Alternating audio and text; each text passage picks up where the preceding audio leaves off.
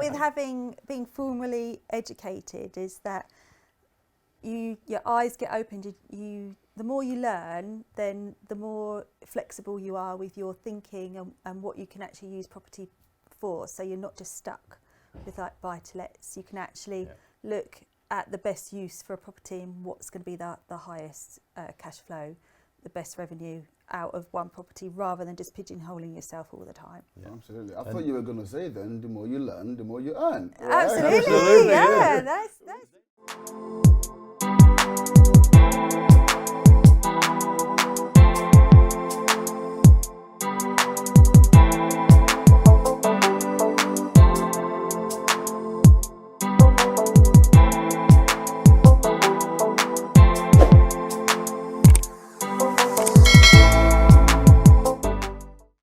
Welcome to another episode of the Need to Succeed podcast. And this is a podcast where we really speak to really successful entrepreneurs who have been through the journey from where they were to actually where they want to be. And the conversations we have on this podcast is surrounded around what is the difference? A situation that one person goes through that makes them believe they cannot actually go any further is the same situation that someone else goes through and decides, because of this very reason, I absolutely have to succeed. What is the difference between those two mindsets? And that is exactly what we look to unpack on the Need to Succeed podcast. And today I have got with me two phenomenal guests. They're not actually two, they're two, but they're one. It is the Dobsons, absolutely phenomenal. They started in property just 3 years ago, and what they've been able to achieve is absolutely incredible. They've also now started the Dobson's Property Group with a portfolio of over £3.5 million. They are now mentors themselves, showing people how they can actually get into the industry and start to create the same success that they have. Please join me in welcoming Neil and Jacqui Dobson. Thank you very much. Good morning. Good morning, my friend, and welcome to the Need to Succeed podcast. Very pleasure to be Beautiful. So we've got a tradition on the podcast, and the very, very first question is, what does success mean to you guys? Oh, success to us means freedom of choice as to what we can do with our time. We can do what we want, when we want, within reason. Obviously, we're not multi-millionaires yet, but we've got desire to head that way. Yeah, we've got nobody else telling us where we need to be or what we need to do or how we do it. Yeah, definitely freedom of time, freedom of choice. Amazing. We do work many hours, but we work the hours when we want. Yeah. So yeah, to fit our lifestyle. That's brilliant. And I love the honesty in that. I love how raw that answer is, because sometimes, when people think about success, it's almost like this utopian world where don't actually, when we talk about time freedom, it means I'm just sitting at home and drinking coffees and, I'm not really doing anything else with my time. But that's not really what it is, right? It's about, what, I'm still ambitious. There's still a lot that I want to achieve, but I've now got the autonomy. I've got, the choice to do what I want, when I want, and I actually get to make the decisions of when I work or actually when I want to take a break. And, that's the beauty of it, right? Absolutely. Yeah, knocked it on the head there, yeah. Yeah, and I think we still find property very exciting. So it drives us on to keep working. We want to achieve more. We're certainly not finished yet, are we? When will we stop buying property? When you just physically can't do it anymore? Yeah. Okay. When we've got no internet and we're in the Caribbean or something. So that's never going to happen. And the Caribbean, yes, that could definitely happen. Okay, fantastic stuff. So what I would just really like to unpack, for myself really, because I really, really love to hear your story, and also for the audience as well, is just to get an idea of, first of all, where you were before you made that decision to come into property, and then we can talk through, what that journey has really been like for you guys as well. Like, just talk me through, you said 3 years ago you guys started in property, right? Yes, we're sort of more determined. We had one before that, didn't we? One buy-to-let, which was somewhere we used to live, which we just drew some capital out and put on a buy-to-let mortgage, and then did nothing for a few years, did we? No, but wondered how did people keep doing this time and time again? Yeah, I mean, and the driving force really was we were running our own business, which was consuming our time. Profits were diminishing because everybody copied our method and our theme, didn't they? So yeah, we were working more and more hours for less and less money. 6 days a week if our staff turned up. If they didn't, it was 7 days a week. And you soon realise that you've got no life. Even if you're making money, you've got no life to spend it. Wow. So the driving force was to get out and free up some time as much as anything. What we'd actually done, we'd created ourselves a poorly paid, long-hour job, hadn't we? We had. That's what we'd it was actually sort of done. a false win, if you like. It was a very successful business, But very without poorly us, paid. there was no business. That was the trouble. Okay, so you weren't actually working on your business; you were working In it. Absolutely, yeah. business, We right? became the Wow, draw. incredible. Really, we were. 'Cause that's a real lesson, isn't it? Because sometimes entrepreneurship can be can really be sexed up, right? But first of all, you got to look at the right vehicle. If you choose the wrong vehicle, for example, you could actually end up spending, like you guys said, a lot more time in that business, earning perhaps less than what you would do if you're working for someone else. But you've got this tag as an entrepreneur. But really, the quality of life that I would assume you went into that to achieve probably didn't quite transpire in that. I No, think sorry. I was going to say, it's when we were paying the wages, I think at the end of the month, wasn't it? Going through the wages, the hours, there was like holiday pay, blah, blah, blah, all these things that we have. Obviously, you have to pay staff, and you see that they're getting far more money. At the end, it's our business. They're the ones who are actually earning out of it and getting all the, all the perks. the Weekends perks. off, holidays. Exactly, paid holidays, And what I was all gonna- those things, and we're like, really, we're exhausted, we're not having holidays, any money that comes in just goes straight out again, and that was like, we were just like, Yeah, I mean, if you break it down into an hourly rate, it's probably the worst paid job I ever had. Yeah, The amount of hours we're putting into it. Wow. And what we took what out of it. business was it that you guys had? So we had a vintage tea room. Okay. Which, it was our first experience of negotiating lease. Yeah. So that was in 2013. We negotiated the lease. So I got the first 3 months free. It was our first, actually, if we'd have known at the time where it would lead us, because you negotiated the lease, we borrowed some other people's We had money private funded money to get it up going. and running. So all the things that we do now, You were day to learning day. property without Yeah, understanding without your knowing, property, And we took an old lady's clothes shop, an empty shell, and then transformed it into a tea room. So we actually had a bit of development experience as so well. Wow, And wow, little wow. did we We know actually how that would come on in a few years after. Personally built and fitted the kitchen. So all the stud walls and everything. That's I incredible, right? stripped They it always out. say there's never a lost experience. In those moments, you didn't realize you were actually, building up a completely different skill set in a different industry, but you were just doing it for. So you say tea room? Is that like a coffee shop? Proper vintage tea room with Yeah. afternoon teas. We had our USPs were gluten free. Everything on our menu was gluten free. So we Okay. baked gluten free products. So we needed to be different Yeah. to make sure that we stood a chance. And loose leaf tea. We had 60 Many different varieties, loose leaf yeah. teas. So we were a go-to for any celiacs. They'd go and dine with us. Anyone that's passionate about tea. Yeah. We'd sell a lot of tea across the counter, wholesale as well. And the Brilliant. theme was the And 1940s. Yeah, all our staff were dressed in 40s.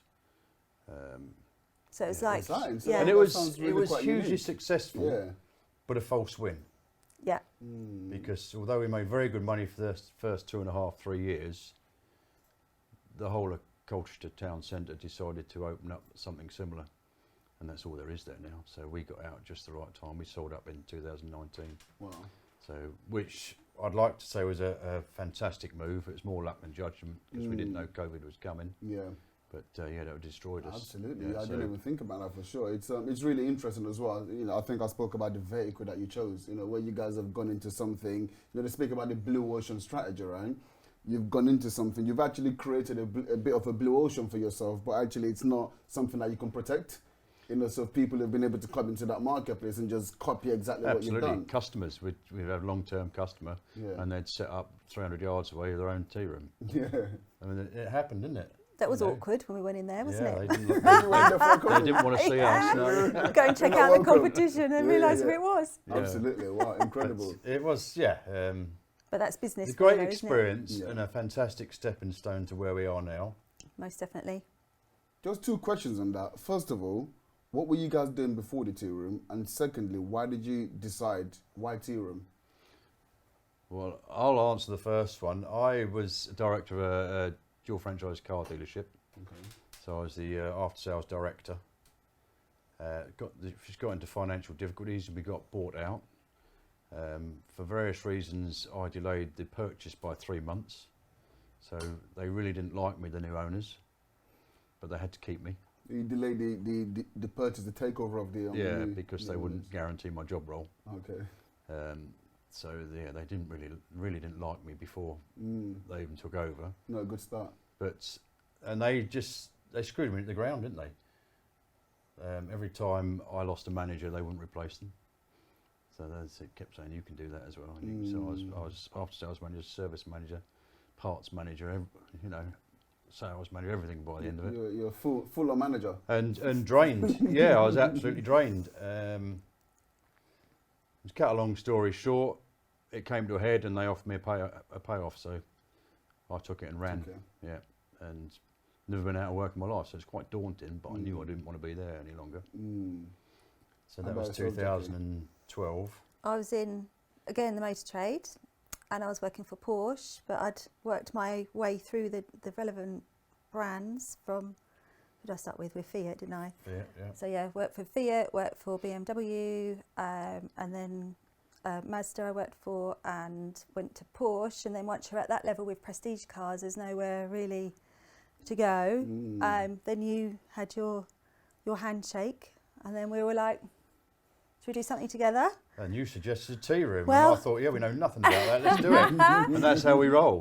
We knew nothing about it, but we did some research and set it up. But the tea room came about because I love tea, and you couldn't get a decent cup of tea anyway, because I don't like tea bag tea. I don't want it off the shelf. I want, from different countries. Still can't get a decent cup of tea, to be fair, anywhere. Well, It's you closed inside. up. You closed up. I know. We sold up. We didn't close it. Sold up. Yeah, that's fair. We didn't close Yeah, it. The so- new owner managed to close it. So our research existed of going around lots and lots and lots of other tea rooms, obviously drinking lots of tea, eating lots of cake. But what we actually did, it was market research, because we went round so many, we were taking all the bits we did like, our experiences that we did like, took them, recognised the bits that we didn't like, and then we turned the good and the bad into our tea room.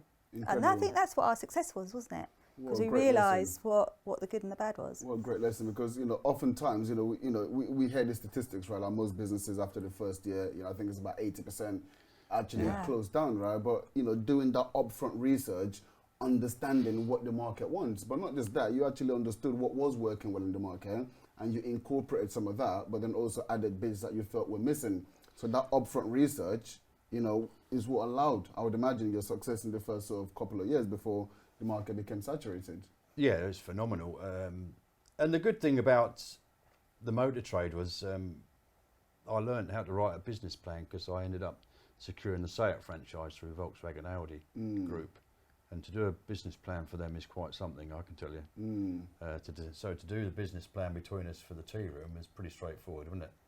Yeah, it's like head and heart doing a business plan. So it's a lot of passion that goes into it, but then obviously you've got to have your business structure as well. So we knew what we needed to turn over, and I mean, we smashed our business plan in the first 8 months for the first year, and we had to go VAT registered way before anticipated. Amazing. How did that feel? Well, it Annoying. but it cut our profits. That was the trouble. So you were romping away, and then all of a sudden we got to pay VAT, which is ridiculous. The success we had, on day one, we had people queuing down the street waiting to come in, and that we had a just 1940s absolutely took us swing back. band in the street the day we opened, and it just 1940s, right? and it just put us on the map straight away, and we were the go-to place. Yeah. We were number one on TripAdvisor the whole time we were open. Wow. The places to go. So yeah, it was successful, but it was a false win. Yeah. No, but just kind of talking about that moment, because it's important, right? So you've never not worked for someone before. That was the first time you out of a job. You had this money that you'd been paid off. This is it, right?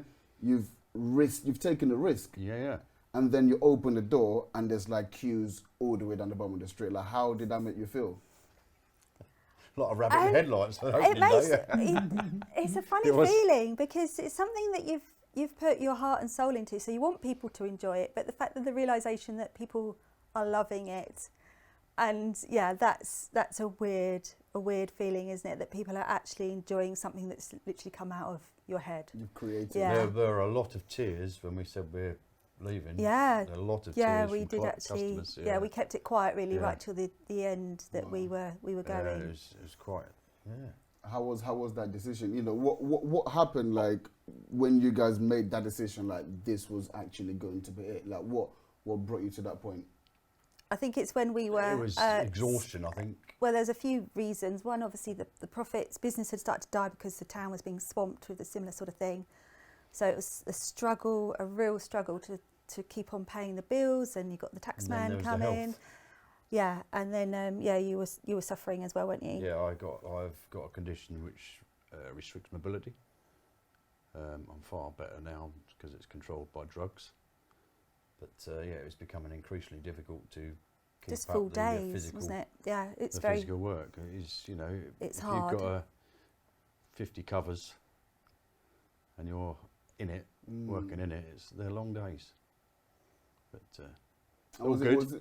Was it like a process, or was it, you know, something just kind of happened and you guys were like, this is over, or was it more about the health factor that just came in? And it was little just by the little. right time, I think we'd knew that a decision is going to have to be made soon, but it's the what to do next. Yeah, but it's the what to do next. We both knew we didn't want to work for anybody else. We knew we wanted to work together, but there didn't seem to be anything at the end of the tunnel. There was nothing. There was nothing there. So I think it came when... We've both been suppressed for quite a long time by working in the franchise world. So you can't express your own personality. Marketing was their way or not at all, and we had some real brands that we could have had fun with marketing, but you're not allowed. So, and we made a decision that we didn't want to be suppressed anymore, didn't we? We want to go out and, you know, show our personalities and prove to ourselves as much as anyone else what we can do. Yeah. And I think, having been in the tea room for 5 years in a pressure cooker situation, working together, we knew anything else would be quite easy for us to continue to work together. You could crack anything from here, right? Because, you know, when you got that many orders coming through the kitchen and you got customers staff waiting that don't turn up, and you know, it it's can get as a very stressful environment, but you've got to put on a smile to all the customers. It's a huge learning curve, isn't it? So I related it to doing national service in the end. So we'd learned. So we'd gone from being apart all day and coming together in the evening to spending 24 hours a day. The only time we didn't see each other was when our eyes were closed, when we were asleep. That was it. Wow. To running a business, learning how to run a business, learning how to deal with staff, which is something I'd never had to really do, like properly managing staff. You had done that, I hadn't. Learning how to do wages, accounts, all being creative, doing all these things. So the tea room, running a business, it's such a learning curve, wasn't it? But it's helped. And working together and knowing our strengths and weaknesses and how we can work together as well. I think that really was the hardest, the most challenging part, I'd say. That was going to be my next Yeah. question, right? I think you might have to mute me here. Like, how was that process? Because, you know, a lot of couples, you know, find that difficult to, you know, working together, but you guys are doing this 24/7. So how did you find that process? Fun. I think no, we do have fun, don't we? We do have fun. I think it was because we're both striving for the same thing. We both have exactly the same goal. Our life goals are the same. Our business goals are the same. But we had to realise that we don't both need to be good at the same things, and we're naturally drawn to different things anyway, aren't we? Yeah. You're naturally good at more like situations where they're a bit more stressful. You're a lot calmer. I'm better at sort of ticking boxes and doing background stuff, and so the without two sides. your sort of research and delving into the real nitty gritty of any sort of deal, we'd probably fall apart. But I'm the one that goes out for the chase, and I don't like losing. I'll have to win, but I'll have to win on my terms. Yeah. So I don't pay more than I ever wish to. Yeah, absolutely. So and it's a big game to me. I think it's a great combination as well, right? Because you kind of need, you know, someone to do all of those, you know, like you said, the background things to allow you to just go out there and focus on, you know, bringing in the business or negotiations. And I mean, I get reined in a bit now and again. I get dragged along. And then I dig my heels in and we go anyway. But yeah, I mean, if Jacqui says, "Oh, we can't go any more than that amount," I'll quite often go a little bit further, knowing That I'm erring on the side of caution. well, knowing the fact that the way we present our properties when they're done, that we're going to get the maximum done up value. Yeah. So, But it's also trust. The whole relationship is trust, isn't it? I trust your decisions. If they're not a good decision, if it turns out that it's not a good decision, there's no finger pointing, there's no blame, because we're in the business together. So we just have to work through it and fix it. We agree on before we make it anyway. Yeah. Anything significant. I was going to ask that because you said, your business goals were aligned, all these things that you want to achieve were aligned. Is that a conversation that was literally kind of had, like, where do you want to go? Where do you want to be? Where do you actually see the business? Or is it just through the relationship you just kind of understood? Just through the relationship, I think it evolved isn't it? as a couple, Yeah. We both enjoy new experiences. Yeah. We both like learning new Both things, like don't we? travel. We're both quite happy to be in a tent if we need to be, or a 5-star hotel if we want to be. So we like all ends of the spectrum as far as. We like experiences, I Yeah. think, don't we? Or however that may come. Yeah, we're not flash with money, but now and again we have a really nice experience or meal or holiday. Enjoy yourself. Yeah, Yeah. but we're Why quite not? That's happy. important, right? Yeah, we're quite happy to, as we did last time, we drove to Wales and stayed in a hobbit house on a farm, didn't we? And it was fantastic, Yeah. sitting in the middle of a field, looking across the valleys in a hot tub, Amazing. with no real comforts as such or anything. Nothing around us was apart from sheep. But quite happy. Brilliant stuff. I love that. So, like, kind of going back to your tea room. So you've built this up now. You've got to a stage where you've pretty much realised, like, we've got to give this up. Yep. Like, how was that decision? Obviously, you had to make the decision. How did you feel about that? It was hard. I reckon it took us 6 months before we actually, there was lots of discussions. We were sort of letting the was hard situation carry on, knowing that we had to make that decision, otherwise we were going to absolutely sink. And I think it was hard because of what we put into it, Yeah. building it up. But it became, once we got out, I soon forgot about it, as in it wasn't an issue. No, really. Honestly, I couldn't wait to go. It really was. We found something exciting and that we're good at. I think that really So never look back. We didn't, it wasn't something we regret, or I never even thought about it once we were actually out. No. It was once we found our next thing, the Yeah. next thing, once we knew that was where we were heading. So property was our next thing. Once we knew that would replace our income, then we were like, yes, yeah, let's sell it. I mean, we sold it. We didn't make huge amount of money. We made a little bit of money, but we thought we could live off that for a while we started our property business, but that didn't happen because we started living a bit, didn't we? We were going out. We had time to go out, which we had. Yeah. So Cost money. we were a little bit flamboyant for a little while, weren't we? And the money soon ran out, so one of us had to go back to work. Okay, interesting. So before you transitioned into property, who had to go back to work? Well, the more employable one. Yeah. That was me. How was that? That was a great.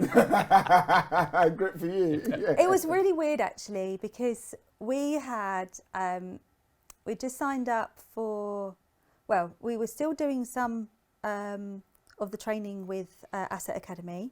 Yes, we'd already signed up for property education. Okay. So you had been mentored in property at this point. Was Yeah. that before you actually sold the tea room? Yes, a year Yeah, before we so we sold the started tea room, we signed up with Middle of Asset. 18, we started Yeah. our first property education. Yeah, with Asset Academy. So that was we actually signed up with them in Feb 2018, and we sold the tea room. It was Feb 19. Yeah, so we had that year of where we knew. So I suppose that was the point where we. It took us a year maybe to make the decision and sell. Yeah, but you'd understood. Okay, there's this opportunity within property. Like, why did you decide? First of all, actually, before coming to that, let's just go back to the point where you knew you were going to sell the tea room. You sold it, started spunking your money. Yep. Yeah. And then you had to go back to work, Yes. right? So Like, how did that feel? So so we'd signed up with Asset Academy, I had a great time. and then so we were still going on courses with them, which were 3-day courses, and we'd also joined Assets for Life as well, hadn't we? Which was a monthly meetup. So I was telling whoever I was being interviewed with that I had already got commitments, that I couldn't work certain days because I thought that's not jeopardising my future. This is, for me, it was a stopgap. So if someone wants me, they're going to have to accept that that's part of my life. Wow. But I was thinking of it as the lines of, if I was doing like a university course and I was expected to go in 1 day a month to do it, to me that was exactly the same, that it's my future, so it's up to them whether they have me or not. Well, obviously that takes a lot of confidence, because I speak to a lot of delegates. I'm sure you guys will be aware, and it's a case of I haven't got time. Yep. Right, and I can't make this happen right now because I've got all of these other commitments, right? But what I always say is, if you don't create the time, what's going to change that situation? Like, you're not going to have time tomorrow, next week, next month, because it is what it is right now. If you don't create that time, but there's obviously this fear that kind of holds people back to say, well, if I reduce my commitment here, which is bringing in the bread and butter right now, what if this doesn't work? How did you have that level of confidence to say, well, you know what, this is my future, take it or leave it, and you were obviously happy to walk away because you had that conversation? Where does that confidence come from? Just pick up on the time thing to start with. We were running our business and then working in it 6 days a week, 7 if our staff didn't turn up. Quite often we'd have to go in on a Sunday because someone would phone in, so they're not available. But we still managed to do viewings every week, an hour and a half from home. At some point we'd managed to get up there and do some viewings, even whilst running our business. And we bought 2. So you probably know how we work, but we like to buy below market value. We don't like to leave any money in a deal. So to get a deal, normally we have to view on average 40 properties to get one deal. So that's what we were doing, weren't we? Research every minute. If there's a quiet spell in the tea room, we'd do some research on Rightmove and we'd arrange viewings, and then we'd shoot up there and do some viewings. So time to me is never an excuse, I don't think, or it is an excuse rather than a reason. Than the reality. Yeah. You can always, there's this this saying that says that we've all got the same 24 hours, and I understand that there is some context to that, but nonetheless, like you said, listening to your story just about 10-15 minutes ago, you're like, these guys have no time, they're literally working every single day. Absolutely. All of a sudden, when there was enough importance on your future, you're like, well, actually, we're just going to have to create that time and do the things that we need to do, right? Like, that's what it takes to win. That's what winners do, you've got to want it right? enough, haven't you? Yeah, I think that's where the confidence came from, for me as well, saying, well, these are the days I've already got commitments, so I can't work. Yeah, and one of the reasons, you didn't only go back to work for money, did you? You went back to work so mortgageable. Yeah, that was the main purpose of it. Wow. Yeah, it wasn't all for money. It was the fact that, On paper, they wouldn't give us a mortgage now for our properties because neither of us were earning. Oh, see, that is just so important. Now, kind of talking more to the property audience, just understanding, like, when people talk about entrepreneurship, and there's just this sort of leave your job and just jump into property. I'm like, who's going to pay your bills, right? But more than that as well, it's about knowing what your purpose is. Like, why are you doing this? You're going back to work. You didn't want to, you'd experienced leaving work, starting your own business. You didn't want to go back to work for someone else again, but this is what it was going to take for us to launch our business. And obviously we're going to talk about where you guys are now, but you went there, but you knew what it was going to take for you to get there. And if you couldn't be mortgageable, then it was going to make that journey a whole lot more difficult, right? Yeah. So you made that difficult choice to actually, go back and work, which is just incredible. Yeah. In your words, we'd spunked all the money that we'd sold the tea room for. So it really was, now you were really, apart from a couple of buy-to-lets, the sole income, weren't you? Yeah. And you weren't a very good employee. Thank you. Fantastic. Okay, cool. So let's talk about, your property journey now. You already had a buy-to-let before, so you had the house you were living in. Yeah. You took some equity out of that property, you invested in it, which is kind of what a lot of people do. Definitely. Just to get started without, we talk a lot in property about accidental landlords, right? You don't really know what you're doing, but we always understand the value of property because we've grown up on our parents and our grandparents. I bought that house for $2,000, now it's worth $1 million. You're like, what? I should definitely get involved in property, but without understanding the dynamics of it. Yeah. But let's put that to the side. When you actually became professionals, you'd invested in yourself, you were getting mentored. Now, like, what was that journey? What was your first deal? Well, the first deal was, are we talking about Edgerton Road? Yeah. Yeah, I mean, and this is a classic case of people buying people, because we went to our investment area to view a property. When we got there, the agent hadn't got the keys for it. So we drove an hour and a half and he hadn't got the keys for the property we'd arranged to view. But he did say, I've got the keys for another one. He said, I haven't seen it. Come along. So I went along and it was his first viewing, and he was in the shed, wasn't he? Looking to see what trinkets he could find, because he does house clearance as well as estate agent. So he's more interested in what was in the house with value than the value of the house, you know. But he's told me it had been set to go to auction. It's a probate case. Go to auction with a guide of 110. And so, I mean, we were very wet behind the ears. We didn't really know what we were doing. We'd done, what, 1 or 2 bits of education? I think we've done like 2 lots. 2-3 days. And that was it. So we were very, very wet behind the ears. But got talking to him whilst viewing the house, as we do now deliberately. One of us grabs the agent and gets as much information out while the other one views the property. And he turns out he'd got a passion for classic cars. And one of the cars he loved was Saab. Well, I was a Saab master technician many, many years ago. So instantly... Connection. And he's desperate to sell this to us now. Because I said, I can help with any questions you got about your Saab. So he's desperate to sell it to us, wasn't he? And we'd done the sums, and you were very cautious. We can't go over 77. It's going to auction guide at 110. So that means reserves at least 10% more. That's because I'm the model student, and if they tell me not to do something, then I don't do it. and I'm the one that says, push the boat out. Let's do it anyway. You know? So I offered 78, so I went 1,000 over what you said I'm allowed to. Naughty. And they said no, but the solicitors come back and said, if it starts with an 8, you're in with a shout. So I said 82. He said, leave it with me, I'm going to get it for you for that. Wow. So we got it for 82.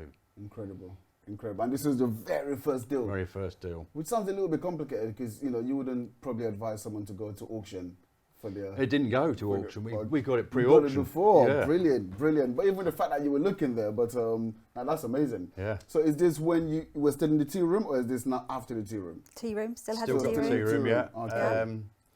So we then had to find some money to buy it. Yeah. Because we ain't got any money.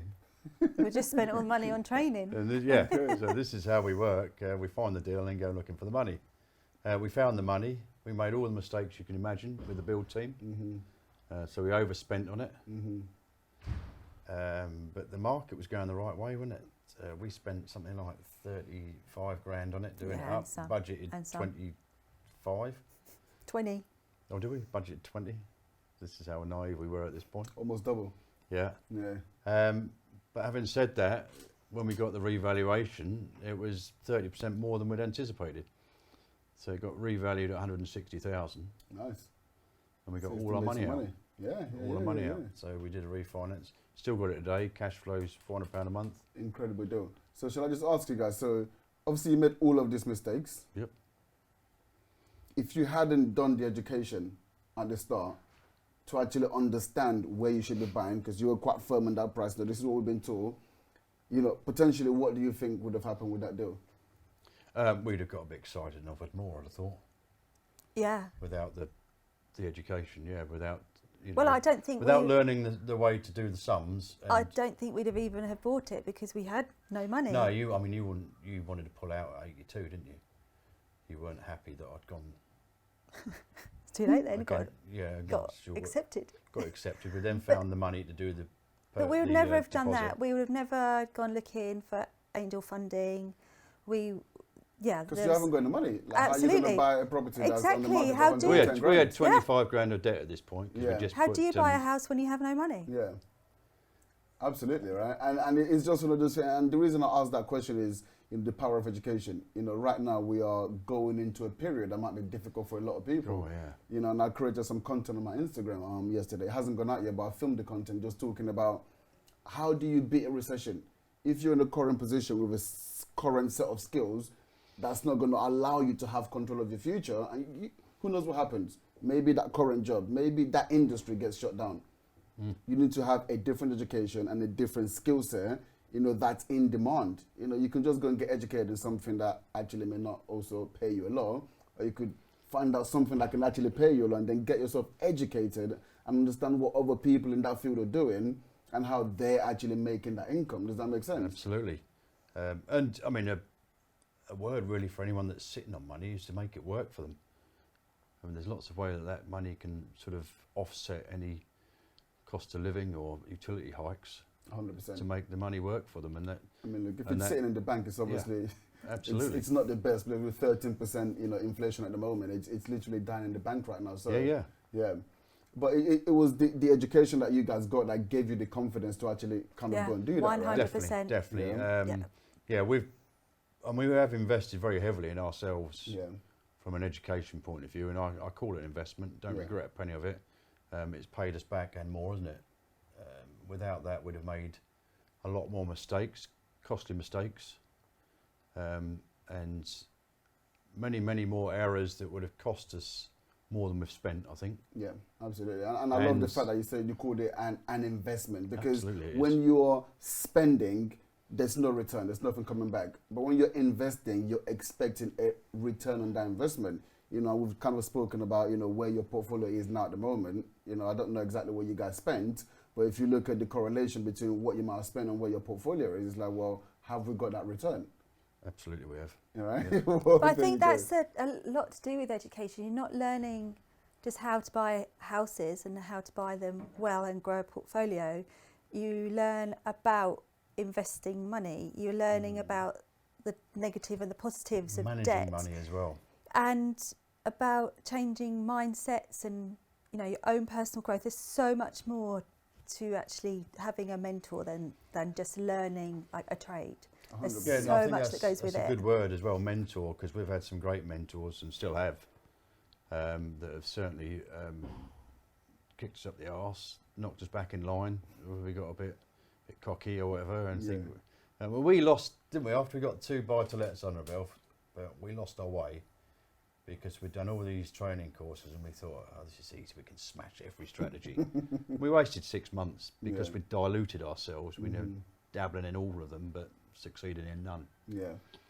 So we went back to buy-to-lets and secured another 4 or 5, didn't we, really quickly? Because obviously that was what we were good at. Brilliant. Like you just putting out these numbers, like we just secured 4 to 5, like it's nothing, right? This is a lot of units. Like let's just talk about where you guys are right now, because well, I'm not gonna say it, but I'm just gonna ask you the questions in terms of the property strategies that you do. What exactly do you guys do at the moment? Well, we've evolved, and I think if you work in something constantly and you get a reputation, keep your face out there, build rapport and relationships, things start coming to you that you wouldn't consider or weren't in your mindset. So I think our whole property business has evolved just by being involved, isn't it? So obviously we were taught very much so that your buy-to-lets, your straightforward buy-to-lets are your foundation of any property business. And I would still endorse that to anyone, because you learn the whole process, don't you? Definitely, yeah. You learn how to negotiate, how to do the numbers, how to do the refinance, how to rent them out, legislation and everything. So it's the best learning platform, I think. Yeah. And they'll pay you forever. Good, they're there. Yeah, well, I mean, I think we've got 13, 14 buy-to-lets now, which will pay us forever. None of them owe us any money. Incredible. So you got 3 houses? 3 houses, yeah. Yeah. That sounds good, right? And we get a pay rise every 2 or 5 years as well. When we refinance. As well. That's brilliant. But as a result of that, you then get on to, I mean, certainly in the first lockdown, where we carried on ploughing on, and we were winning more deals than we could fund, we decided to become, rather than walk away, we become deal sourcers. So we package deals. So those that we couldn't fund, we'd package and sell to someone else. So that was another income stream which we sort of evolved into rather than planned. We kept saying, why are we turning them down? Why don't we just sell them on? So we make some good money out of that.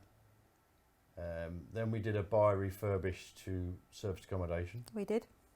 So we own 2 SA units, which cash flow between 3,500 and 4,000 a month net cash flow.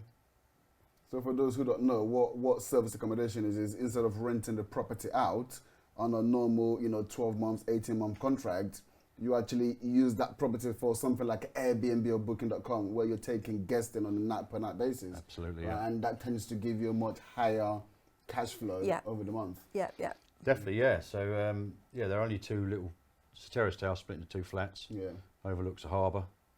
So the lady here said they're best to Sassay, and I ended up buckling and saying, yes, you're right. And she was right. But that's another I've thing. admitted it on camera, and she was right. But with being formally educated, is that your eyes get opened. The more you learn, then the more flexible you are with your thinking and what you can actually use property for. So you're not just stuck with like buy-to-lets. You can actually look at the best use for a property and what's going to be the highest cash flow, the best revenue out of one property, rather than just pigeonholing yourself all the time. Yeah. Absolutely. I thought you were going to say then, the more you learn, the more you earn. Right? Absolutely, yeah. That's it's so then true. we did a commercial. We did a commercial training course. Yeah. So what did we do? We go and buy a 4,500 square foot commercial building in the middle of the high street. Why not? Without Exactly. knowing, without really, we just walking Absolutely. around. We walked around and said, "Yeah, this will turn into flats." So we bought it. No, and we were going to do a commercial training course in a couple of weeks. We'll So take this it is- with so us. this They'll is tell us what to pre-course? do with it. Yeah. This is pre the course. Yeah, so, it was. Yeah. So my philosophy on the training was I think we had 5 different or 6 subjects that we 6 training had we did, decided to take up, and my thought process was, well, if we're going to go on that training course, we need to do a little bit of sort of like research and stuff on it before we go. So we knew that we had the commercial training coming out, so I was like, let's go and look at commercial buildings, because then we'll have more knowledge, so then we can absorb more and learn more when we're on the course. But then this particular viewing turned into a purchase, didn't it? You got too excited on the It was up for 200,000, and we bought it for 155. Okay. And it's only been on the market a couple of days, isn't it? But our agent wants us to buy everything off him. He loves us, because he knows, especially now, 2-3 years on, that if we put an offer on, we want it and we'll complete on it. Yeah. We never pull out. And that's really what you want. You mentioned about relationships earlier on, right? It's about building those relationships, and your word is your word. And he sells us to the vendor on that score, Basis, doesn't he? That okay, you're not getting quite as much as you really like, but you're going to get it. Whereas you could get someone off you 10 grand more, they'll pull out in 6 weeks, and so on. So that's how he sells us to the vendor. Okay. So he's working for both parties without doubt, but he keeps coming back and back and back and offering us more and more, doesn't he? The difficult ones, if a chain falls down, he'll give us a ring, say, "Can you help us out? Do you think you could buy this one?" There you go. So it's working for both parties, definitely. Amazing. Yeah. So at the moment, like, what would you say is your portfolio size? Oh, it's in excess of 3.5 million, isn't it? Yep. So we've got we'll have 14 buy-to-lets. We've got 21 service accommodation units. That's the actual assets. Yeah. But then we've done 21 flips. service accommodation units. 21. Yeah. Yeah. We are the largest supplier of service accommodation units in Alton Broad and Lowestoft. But we've also done Quick marketing. Incredible. But we've done incredible. multiple actual property deals, because we've done flips, we've sourced, we've done planning gain and all sorts of stuff as well. So yeah, so I don't know, we've done over 40 actual property transactions in the last 4 years. Property deals, yeah, in the last 3-4 years. That's incredible. And I must say, just sitting there with you guys, you look fresh. You don't look stressed. Yeah? Good old groom last night. You're relaxed. Like, what's the difference between, the previous business you had, the tea room, and this property business? What would you say is the difference? I I'd think be we've got sitting here worrying what the hell's going on back at the ranch I think we've previously. got control. We've got absolute control over what goes on Yep. with our property business, where our tea room was very much depending on market forces, a lot of it. If there was something happening that caused like the pound to drop, then our customers decided they wouldn't come for a cup of tea. This is something that really surprised me. Wow. Yeah. That if something happened in America that affected the value of the pound, we'd see no customers. You'd never thought that'd go all the way down through to a tea room, What was would the you? correlation? Yeah, that's incredible. But it did. Yeah. Every time we think, oh yeah, we look at the news, we're not going to get any Yeah, customers I this think week. that's a massive part of it, is that the media plays so to people's fears that as soon as they hear that something's happened, everyone reins it in or everyone stops going out and they stop spending money. But with property, we don't listen to what the media tells us. It's all facts and figures. It's proof. It's not on hearsay. It's not what somebody else has told us. That's what I was going to say, but facts and figures. that's more control, right, of the actual chain, because we have the same market effects in property. The media says something, people start panicking, property prices go up or they go down. So it does also affect the property market. But you guys, in terms of decision making for your property business, that doesn't affect you because you're basing your decisions based purely on numbers. You've got control of the whole chain. Yeah. And this is why parking your money, whether it's just as a return on your funds or actually buying property, is so safe, because if the property prices do dip, generally the rent goes up, and vice versa. We've got no intention to sell, so if they dip, when we come to do the refinance in 5 years' time, they'll be at least back to where they were, or more. And in the meantime, we've had more rental income. That's the beauty of property, right? So let's talk about property hedging inflation. It's such an incredible hedge of inflation because you win on both sides. While the market's going through this turmoil, like you said, you fixed your interest over the next 5 years. Not going to affect you. Your rents are going to cover what your monthly payments are. And some. And you're still getting money coming in every month. Yep. So it's like, what inflation? What's going on? What recession? Indeed, yeah. Absolutely right. Yeah. So it's... and people will always need a house. Someone will always need there'll always be live. a market, won't there? Yeah. Yeah, 100%. Yeah. So really it's I guess the vehicle. So in terms of the difference between the tea room and property, is like, well, with property you got all of this control, you got the choices. Even if the market does affect you, you can still decide what properties you're going to buy, and you can also decide based on negotiations. If someone accepts your offer, they do. If they don't, they don't. With the coffees, it's like, well, no, the market's affecting you now. The price of coffee, the price of tea has not gone up. This is what you're going to have to pay. Your margins get squeezed, and your customers don't really want to have to bear that burden, right? Yeah. And they won't, people won't pay another 10 pence for a pot of tea. Exactly. They'll go next door. 100%.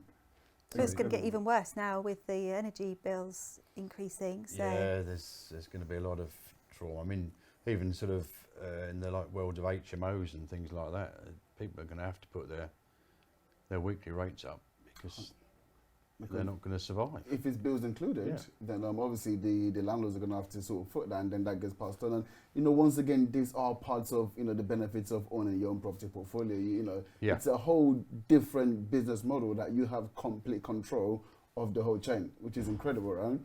But the market's definitely changed. This year's been a lot more difficult than last year on the serviced accommodation. We're getting as many bookings, but they're shorter. So they'll stay for 2 or 3 nights rather than a week. So people aren't taking us longer holiday anymore. No, they're taking the amount of nights they can really afford. Yes. And with that, our costs go up, so it does diminish your profit. But it's a case of negotiating and managing your costs, isn't it? 100%. And the beauty of property, especially with what you guys are doing, is there are always seasons. And based on those seasons, we determine which strategies are going to thrive the most. So you can say, okay, well, look, we're going to diversify. Now we're going to do this strategy now because this is really going to be hot, right? Absolutely. You get to change. It's like seeding or sowing. It's like if it's not a good time to buy, then we build relationships, we grow our network, or we might learn some new strategies. And then when it's time to buy, then we put everything that we've just done and put it into place, and then it all comes around. Oh, I think that's spot on. I mean, this is how we grew in COVID in 2020. Yes. Because we were still all over Rightmove, Zoopla, and phoning agents. And the agents were so pleased to hear it because everyone else had stopped.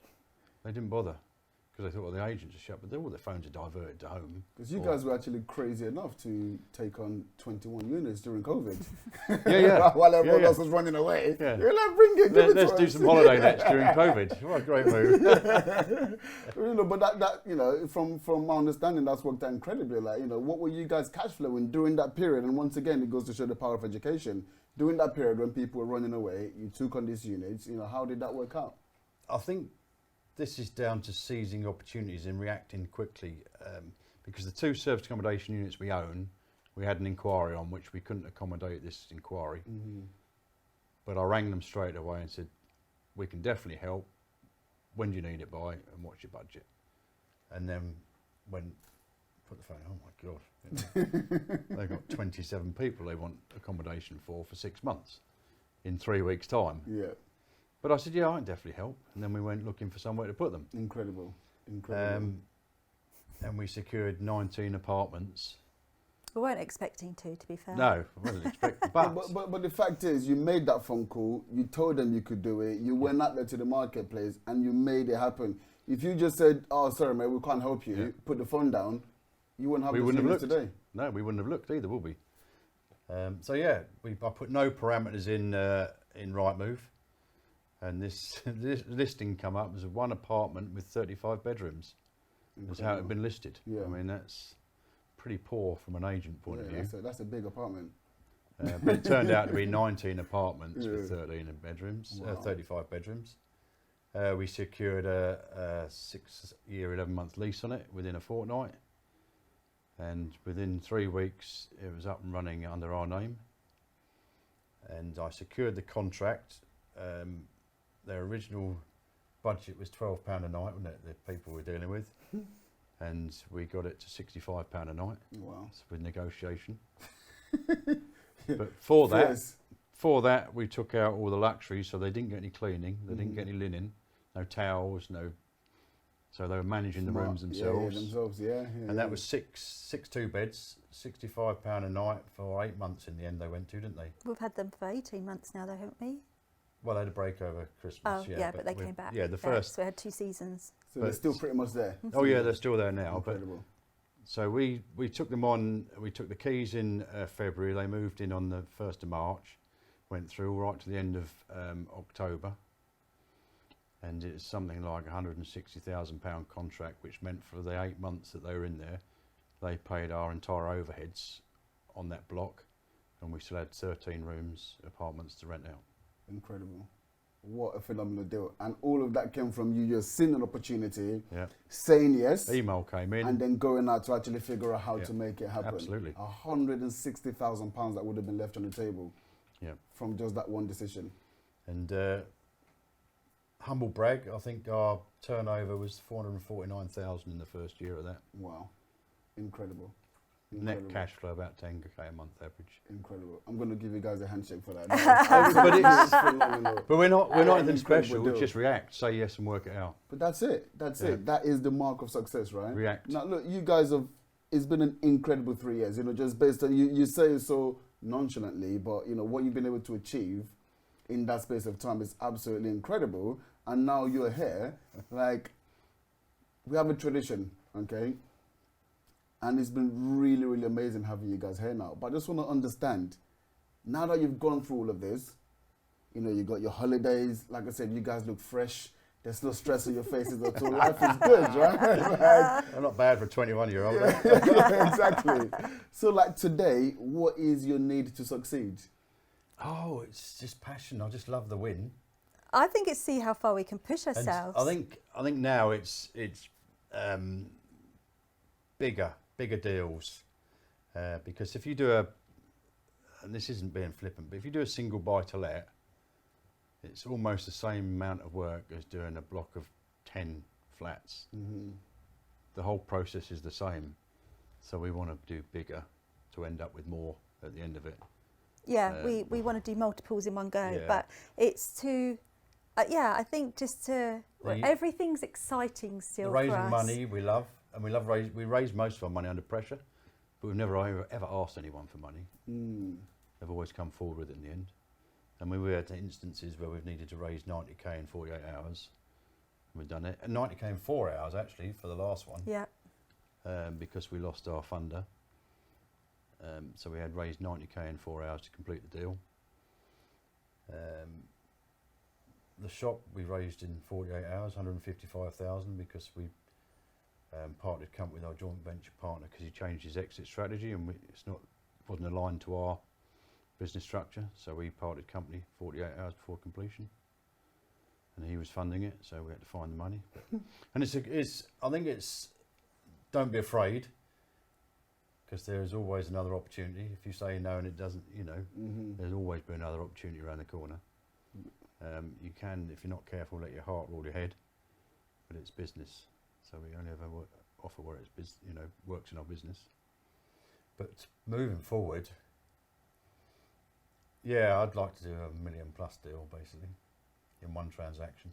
We're viewing several tomorrow over $1 million, aren't we? Yeah, over 2 million. Yeah. But the need to succeed is just taking opportunity. I think now, knowing where we've come from and what doors have opened for us to where we are now, I think it's just the future's exciting, and it's to see what we do next and then where does that lead us. And it's not always about money, because we love the network of people that we're surrounded by now and we rub shoulders with. We've met some phenomenal people, hugely successful, but they're all genuine, aren't they? Yeah. In the worlds that we move in, they're all genuine, nice people to be with socially and from a work point of view. And our mentoring brings us a lot, and knowing that what can happen on your property journey from knowing nothing to even just like getting those 2, 3, 4 buy-to-lets, knowing from our experience what can then happen for them as they go forward as well. That's really exciting. If you met my family and I said to them, yeah, I'm going to stand up in front of a bunch of people and start to teach them how to do what we've done, and they'd gone, well, you didn't even go to school. You never turned up. What are you doing teaching? And it's giving back. Do you know what we do? I don't think we do that for the money. No, we'd do it anyway. We'd do it. Yeah, we would do it anyway. And I used to wonder when we first got into property education, why are those people standing up there? They've got £10 million portfolios, so they obviously don't need the money. But once you've been in it and you've learned it, you want to help people not make mistakes. So it definitely is giving back, because if we hadn't had the people around us helping us, we'd have made mistakes. We wouldn't be where we are. And you want to give back in the same way, and make sure that people don't make mistakes that could ruin their lives. At the end of the day, you could end up with huge financial losses if you're not careful. And if we can stop one person making those mistakes, it's worth more than £500. Well, you don't get anywhere near that, actually. But no, it's not about the money, Amazing. It's about helping people not dig holes, really, and making sure they do it the right way. That's beautiful. And I never thought I'd say that, because at the outset, it's not something I was ever envisaged doing. No, we were very much like, if they've got so much money, why are they not just at home relaxing and enjoying themselves? But it's because you don't want that life. But it's because of them we're where we are. So, yeah. But these people's got to share their experiences and their knowledge. Yeah, absolutely, because it is very exciting. Amazing. And the future is and very every deal's exciting. Different. Yeah. So there's never a dull moment. Refinances are an absolute ball ache, but I could give up property purely because of refinances. Yeah, the paperwork's not fun. No, but the rest of it's fine. We're getting ourselves in line in order now, where we'll have someone to do that for us. Amazing. So that's the plan, that we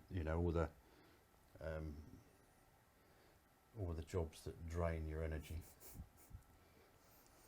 Fantastic. Neil and Jacqui Dobson, thank you very much for being on the podcast. Thank It's been an absolute pleasure. Thank you. you.